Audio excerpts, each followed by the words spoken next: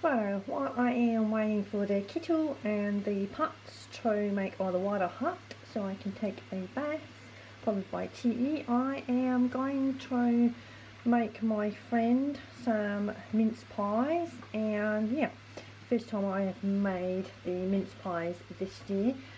And for those of you that are familiar with my mince pies, I use my very vintage baking trays there. Really love these designs. And the other one here have these leaves and everything, regular ones, and then the shower design.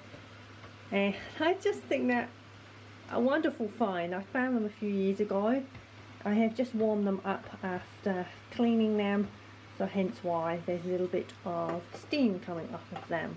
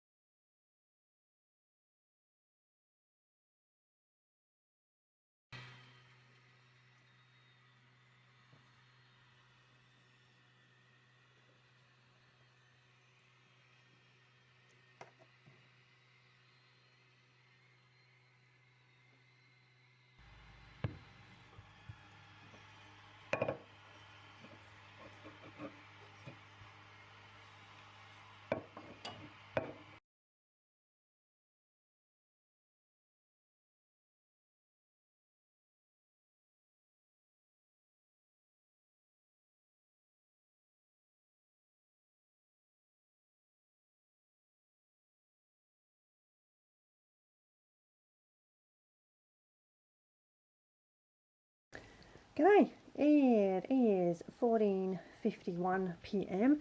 and as you can see I have been playing around with my patterning. And if you remember from yesterday and the day before, I have been self-drafting, and for those of you that are not too familiar, I have self-drafted many patterns over all my sewing life, and I've been sewing all my life. Had a couple breaks here and there, but overall always been sewing and pattern drafting. So I kind of wanted to give another go at finagling this pattern that I've been concentrating on.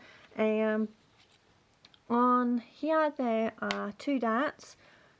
Along those darts I have opened this up because it can kind of become a princess seam as well. I know, some people will be absolutely horrified or something. They'll be like, no, you cannot do that.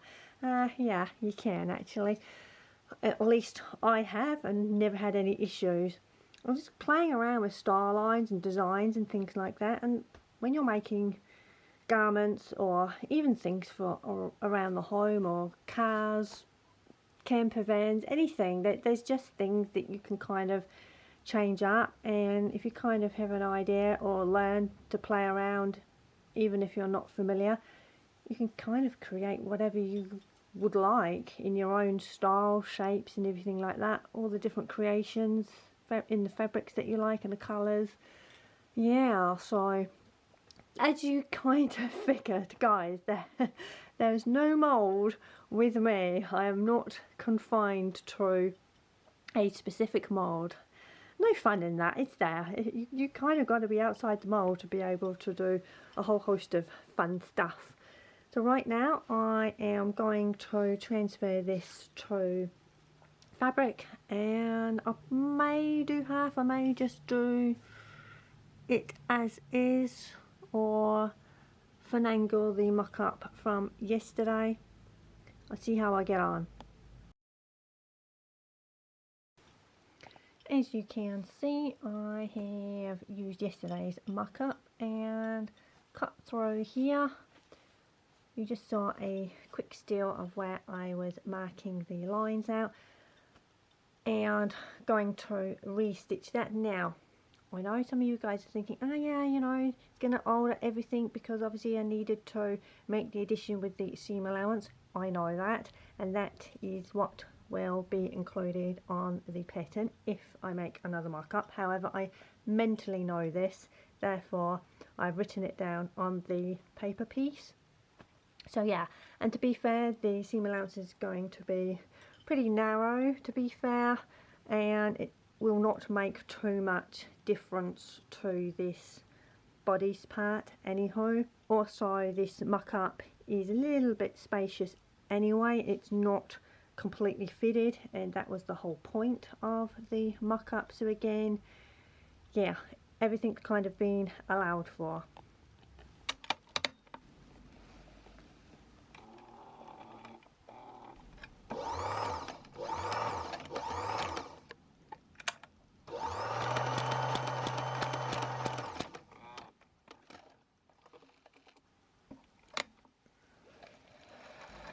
Righto, so those two seams have now been sewn together, and my fabric is not lumpy and bumpy. It is just simply because obviously I have folded it over itself, so you can kind of see the fabric under there that makes it look like this is out of proportion. It is not. Playing around with star lines and everything like that, you can kind of configure whatever it is with ideas. Right now, because this is still the mock-up stage, I am not yet decided if I'm going to go for these star lines here or not. I'm just playing around right now, and it's only because I kind of want a more sort of shaped star. However, sometimes during the process, as much as you think of something, and during that process sometimes things change. I know sometimes that's the bane of annoyance by some people. You kind of have an idea and it's like, yeah, stick to it. However, sometimes some people do not kind of envision something until it happens, and then it's like, oh, I like that. Anyhow, I've just got masses of vision and everything like that, so I can envision everything and anything at any given time. Yeah, this is where we are at right now, and I am now going to make a mock-up design to add to the bottom part of this. It's going to involve some pleating.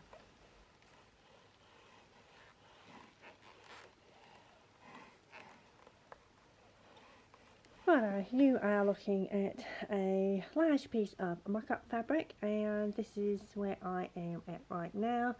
You just saw that I have been pressing it, and yeah, now I'm going to play around with some pleating and the kind of, yeah, design what I kind of have in mind for that.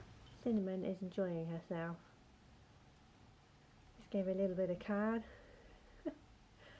Little bub, she's so big now.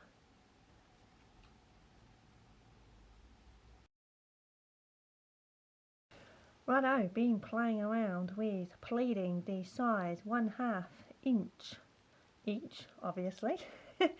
Just, yeah, this is going to kind of all be the back, and it does kind of look pretty even in the kind of mock-up stage. I may not actually even cut this fabric because I would know how to cut the diagonal, because obviously if you remember on the back piece on the bodice I have that little diagonal detailing, and again, you guys know that I really despise waste, and I really do not want to cut this because I know my measurements and I know like styles and everything like that and star lines, so I can kind of configure and do all the math in my head, and as long as I get the accuracy and the detailing on the bodies and match that, so obviously the skirt part fits to that, I really do not see that there is a problem. Well, there would not be a problem. And a skirt is just kind of a flappy bit of fabric anyhow, regardless of whether it has pleats or gathers or anything like that. The only thing that you're changing out is obviously the shape around the waist, obviously based on if you're just talking about a skirt. So yeah, I'm really happy with how that 1/2 inch has come out. So I think I will go for that. Righto, so I have just put my little information there for myself, so when I come to making the skirt, obviously I have my measurements for each of the pleat, and there will be 6 both sides, so total 12, because I do not want a back seam down the middle. So again, yeah, that's pretty straightforward. So when I come to the main fabric, I will use chalk and pins and mark it out like that, kind of freestyle, because my brain just works like that. But again, it's just because I have obviously just pinned those and measured, and I like that size. Again, I do not need to make a skirt mock-up, especially as it's pretty much basic A-line with a pleating detail, and obviously I'm just going to do that diagonal to obviously make sure it fits along that little detail line there. Righto, next up, what I am now going to do is decide on a sleeve. Well, actually 2 sleeves, because I actually do, believe it or not, I know it's an absolute revelation, I actually do have 2 arms. Yeah. Anyhow, I definitely want a puff sleeve. Not entirely sure as yet how puffy. I think a little bit puffy, and then kind of have a bit of a star line as it comes closer to the wrist and have it narrowing.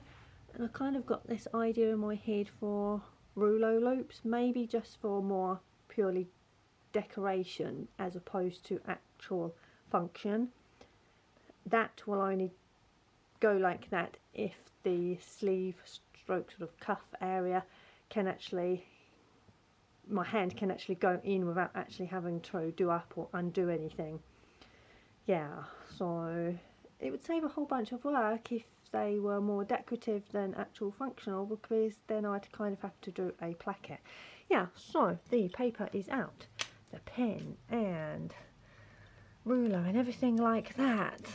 So that is what I'm going to do now.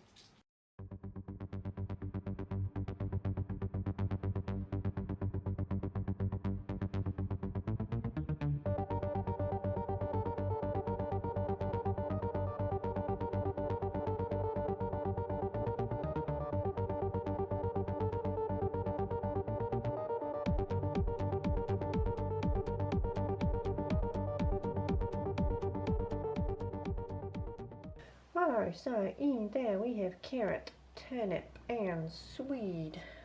Under there we have potato, which will be mashed. And then over here with the beef is leek with spring onion. There is butter under there, that's what it's going to be cooked in. And then some coriander and paprika.